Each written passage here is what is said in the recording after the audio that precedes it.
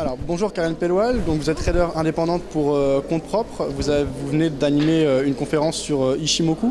Ça fait combien de temps que vous tradez pour compte propre? Alors pour compte propre, ça fait à peu près 4 années et demie. Avec l'Ishimoku même, 2 ans et demi de façon intensive. D'accord. Alors pourquoi justement choisir spécifiquement un indicateur comme Ishimoku? Il en existe de nombreux, donc quelles sont les spécificités qui vous intéressent par rapport à cet indicateur? Alors pourquoi cet indicateur? Parce que c'est un indicateur qui donne vraiment tout. Dès qu'on ouvre son écran, on a toutes les informations disponibles, la tendance du marché, les points d'équilibre, les supports, les résistances. On a absolument besoin on n'a pas besoin de chercher quoi que ce soit d'autre. C'est un indicateur qui est facile de lecture, mais pas forcément facile d'interprétation, parce que justement il y a beaucoup de choses à prendre en compte. En plus, il a l'avantage de prendre plusieurs horizons de temps en même temps.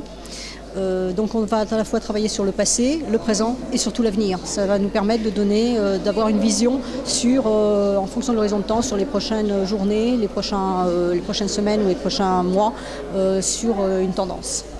Très bien. Alors, en fait, il y a beaucoup de traders qui disent que l'analyse technique seule ne suffit pas. Vous, c'est le seul indicateur que vous utilisez, Ishimoku. Vous regardez également les informations d'ordre fondamental, les choses comme ça, ou vraiment vous vous concentrez sur Ishimoku?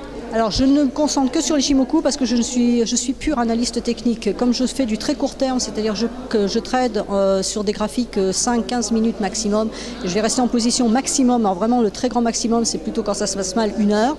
Les news fondamentales ne m'intéressent absolument pas. Je prends des mouvements qui apparaissent sur mon écran. Je n'ai pas besoin de savoir si Bernanke va dire ceci ou cela, s'il y a un QE3 en préparation. Donc je suis vraiment pur analyste technique. Ok. Et ce choix de trading sur du très court terme, c'est par rapport à Ishimoku parce qu'il est plus efficace sur des horizons de temps courts, ou c'est par rapport à votre plan de trading, vos habitudes, votre plan de management éventuellement? Non, c'est un indicateur qui est aussi bien efficace en long terme sur le daily et le weekly, mais ça marche aussi effectivement très bien sur le 5 minutes et le 15 minutes.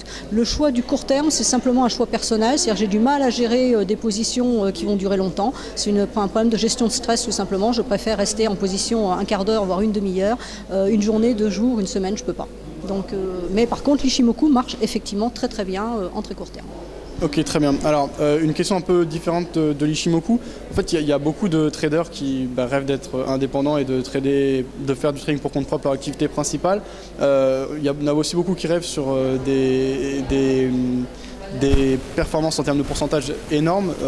Pour un trader indépendant, pour vous, qu'est-ce qu'on peut aller chercher? Qu'est-ce qui est raisonnable d'aller chercher en ayant une gestion du risque très rigoureuse? Par exemple, on peut dire en termes de pourcentage annuel et mensuel. Alors en termes de pourcentage, c'est toujours un peu difficile à dire parce que ça va dépendre aussi de ce qu'on peut mettre sur la table en quelque sorte, et donc de l'argent qu'on a au départ sur le compte. Si on a un tout petit compte, il est bien évident que faire du 20%, ça ne représente pas grand-chose. Je dirais que d'une façon générale, être trader pour compte propre, c'est quelque chose de très difficile, de très stressant. Ça demande énormément de travail, ça ne s'improvise pas. Il faut être très solide techniquement parlant. Il faut avoir effectivement un bon money management parce que, comme je le dis, l'argent qu'on perd, c'est notre argent qu'on perd. On n'a pas de salaire à la fin du mois. On n'a pas non plus de super bonus quand on gagne ou quand on perd d'ailleurs. Donc c'est une gestion qui est très rigoureuse. Ce n'est pas facile du tout. Moi actuellement, j'assure entre 20 et 30% annuels. Très bien. Un dernier mot, où est-ce qu'on peut vous retrouver sur Internet? Alors je suis joignable à ma boîte mail, pelloual@yahoo.fr. Je suis aussi joignable par le biais de la FAT, l'Association française des analystes techniques, dont je suis la secrétaire et la trésorière adjointe, donc afat.com. Et je suis aussi joignable au centre de formation CEFAT, chez qui je donne des cours justement à propos de cette méthode principalement, donc à cefat.fr. Très bien, merci beaucoup Karen Pelloual et bonne fin de séminaire. Merci.